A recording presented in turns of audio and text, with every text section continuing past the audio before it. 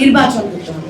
আগে স্থগিত করেন, ইনভেস্টিগেশন করেন, আমাদের প্রমাণাদি আছে, আমাদের যাদের সাথে ইয়ে করা হয়েছে, নির্যাতন করা হয়েছে একাংশের প্রশাসনের একাংশ দ্বারা, যে পোলিং এজেন্টদের সাইট ছাড়া তাদেরকে বের করে দেওয়া হয়েছে, সকল কিছু আগে আপনারা করেন।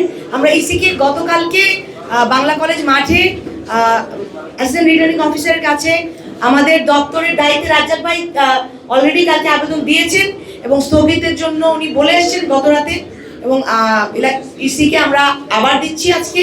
আমাদেরকে স্বতঃস্ফূর্তভাবে সকল ভোটারদেরকে, আমাদের এলাকাবাসী, ঢাকা 14 আসনের সবাইকে ভোট দান করার জন্য যে পরিবেশ সৃষ্টি করার দরকার ছিল, দুঃখজনকভাবে ঢাকা 14 আসনে আমরা সেটা করতে পারিনি, এবং এই অসহযোগিতার জন্যই আপনাদের সামনে আসা। এখন ঘরেই হবে বিয়ে বাড়ির পোলাও, যদি থাকে আর্কিড এসেনশিয়াল সুগন্ধি চিনি গুঁড়া চাল। আমাদের সাথে আমার নেতা কর্মীরা রয়েছেন, এখানকার সাধারণ জনগণ রয়েছেন।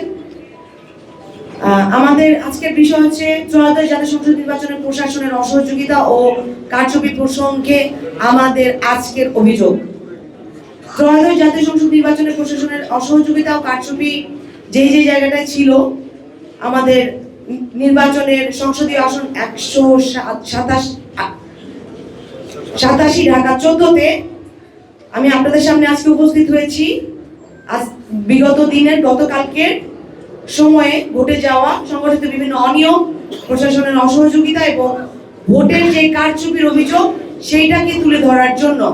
অন্তত ঢাকা 14 আসনে আমরা আশা করেছিলাম একটা অবাধ, সুষ্ঠু ও নিরপেক্ষ পরিবেশ দিতে পারবো, কিন্তু বাস্তব চিত্র ছিল এটা থেকে ভিন্ন।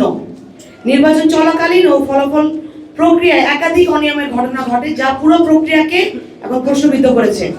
এবং ঢাকা 14 আসনের এই অভিযোগগুলো, নিম্নোক্ত অভিযোগগুলো আসলে উল্লেখযোগ্য। যেমন, বহু ভোটারকে কেন্দ্রে গিয়ে ভোট প্রদান থেকে বিরত রাখতে বাধা দেওয়া হয়েছে এবং বিভিন্নভাবে ভয় ভীতি প্রদর্শন করা হয়েছে। অনেকগুলো কেন্দ্রে ভোট গণনার সময় কারচুপির অভিযোগ পাওয়া গেছে। পোলিং এজেন্টদের কাছ থেকে ভোট গণনার পূর্বেই ফলাফল শিটে স্বাক্ষর নেওয়া হয়েছে, যা সুস্পষ্টভাবে নির্বাচন বিধিমালার পরিপন্থী। প্রশাসনের নিরপেক্ষ ভূমিকা প্রত্যাশিত থাকলেও বাস্তবে একাংশের অসহযোগিতা ও পক্ষপাতমূলক আচরণের অভিযোগ রয়েছে।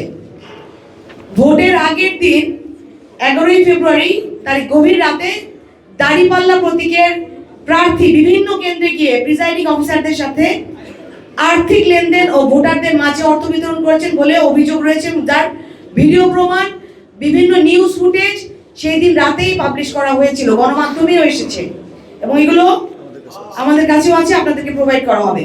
পোলিং এজেন্টদের স্বাক্ষর ছাড়া রেজাল্ট শিট প্রকাশ করা হয়েছে, এগুলো আমাদের কাছে আছে। আইনি প্রক্রিয়ার জন্য আমরা এগুলোকে আপনাদের সামনে আনবো। পোলিং এজেন্টদের জোর করে কেন্দ্র থেকে বের করে দেওয়া হচ্ছে। আমি আপনাদেরকে যতগুলো পয়েন্ট বলছি, প্রত্যেকটা পয়েন্টের জন্য এখানে প্রত্যেকজন এজেন্ট, প্রত্যেকজন আমাদের যে কর্মী এখানে আছেন, যারা এগুলো মুখোমুখি হয়েছেন, যারা এগুলো শিকার হয়েছেন। ফলাফল প্রদানে অযৌক্তিক গড়িমসি বিলম্ব করা হয়েছে। বিগত রাত 12টা মাঝরাত পর্যন্ত জানানো হয়নি কোন কেন্দ্রের কত নাম্বার ভোট, কোনোভাবেই একদম চুপ রাখা হয়েছিল। ঢাকা 14 আসনের কোনো ফল প্রকাশ হচ্ছিল না। এটা অনেক বড় একটা সন্দেহের জায়গায় নিয়ে গেছে আমাদেরকে। কেন্দ্রের পূর্ণাঙ্গ ফলাফল কোন কেন্দ্রে প্রকাশ না করেই সরাসরি নির্বাচন কমিশনে পাঠিয়ে দেওয়া হয়েছে এবং নির্বাচন কমিশনের ব্যালট পেপার হস্তান্তর করা হয়েছে। নির্বাচনের দিন সকাল থেকে, বিশেষ করে দুপুরের পর থেকে পোলিং এজেন্ট ও দায়িত্বশীলদের উপর প্রশাসনিক লোকজন দ্বারা এবং ওই যে দল তাদের লোক দ্বারা শারীরিক আক্রমণ করা হয়েছে এবং আমাদের নেতা কর্মীদের যাদের করা হয়েছে তারা আছেন এখানে, আপনারা যদি তাদের সাথে কথা বলতে চান। এসব ঘটনা শুধু একজন প্রার্থীর প্রতি নয়, বরং গণতান্ত্রিক প্রক্রিয়ার প্রতি অবিচার। এটি নির্বাচনের গ্রহণযোগ্যতা নির্ভর করে তার স্বচ্ছতা, নিরপেক্ষতা ও সঠিক গণনার উপরে, কিন্তু এখানে সেই মৌলিক নীতিগুলো লঙ্ঘিত হয়েছে। এবং আমার সাথে আমার অনেক সিনিয়র নেতৃবৃন্দ এই ক্ষেত্রে আমাদের আহত হয়েছেন এবং পোলিং এজেন্টরাও।